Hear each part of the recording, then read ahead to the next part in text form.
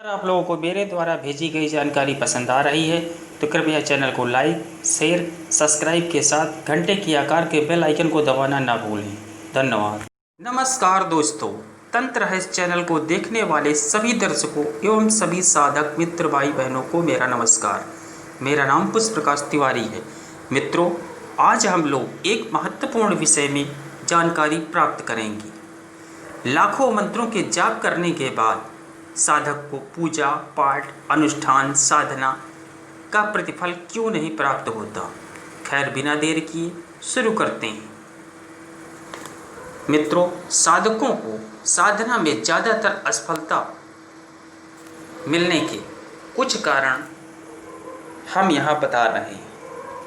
पहला, गुरुमुख से दीक्षित मंत्र ही जहाँ यंत्र मंत्र तंत्र साधना की सिद्धि का प्रथम सीढ़ी मानी जाती है, उनका ना होना, क्योंकि दीक्षा के माध्यम से ही गुरु शिष्य का कायाकल्प कर देता है। दूसरा, साधकों को बिना वैदिक महासूत्र ज्ञान अर्थात यंत्र मंत्र तंत्र के सिद्धि साधना के लिए आवश्यक निर्धारित मास, तिथि, वार, नक्षत्र, लग्न, स्थान, आसन, माला, दिशा, वस्त्र, साधना काल, भोजन, दीप, धूप, पुष्पादि चढ़ाने की विधि, साधना अनुसार रक्षा कवच, मंत्र चैतन्य विधि, मंत्र उत्कीलन विधि, मंत्र जागरण विधि, शाप विमोचन क्रिया, मंत्र जप विधि व मंत्रोच्चारण विधि का विधिवत ज्ञान न मिलना।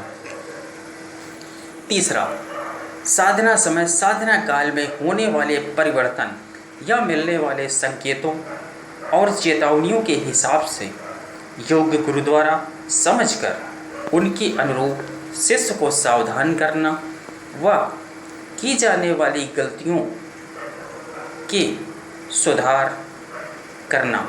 गुरु निर्देशों के अनुरूप बदलावों में गुरु निर्देशन न मिलना।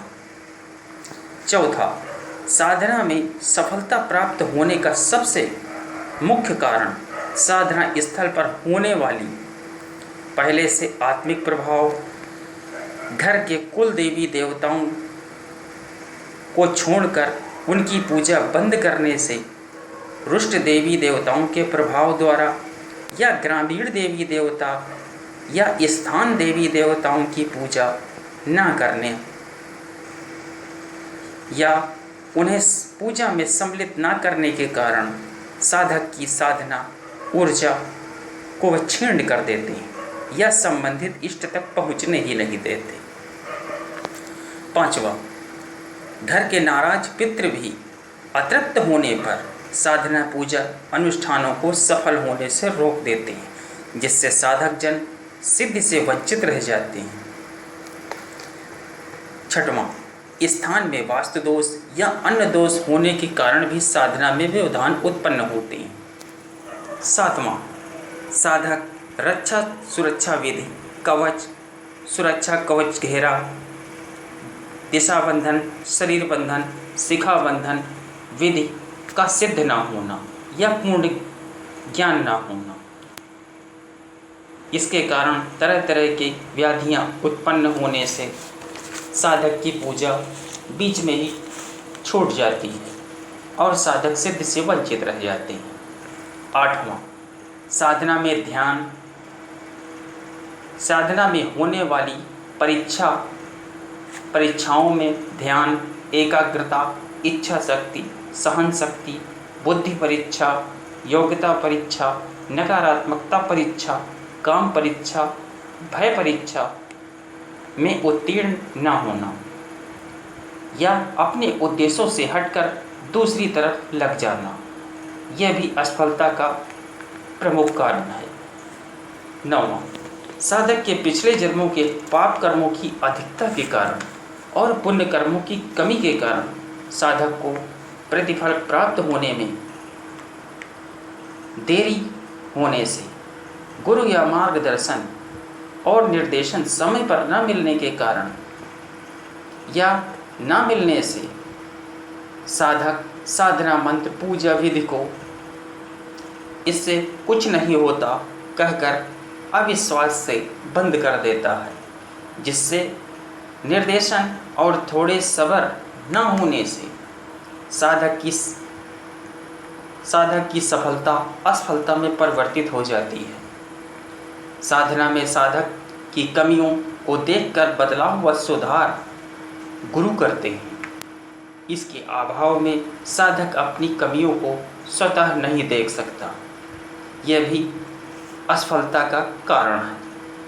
मित्रों, इन कुछ कारणों को जानकर इनके विघ्न बाधाओं निवारण, परीक्षाओं की पूर्ण तैयारी, पूर्ण ज्ञान अनुसार उचित मार्गदर्शन और निर्देशन, गुरु सानिध्य में साधनाएं करें और साधना और सफलता प्राप्त करें, आगे बढ़ें।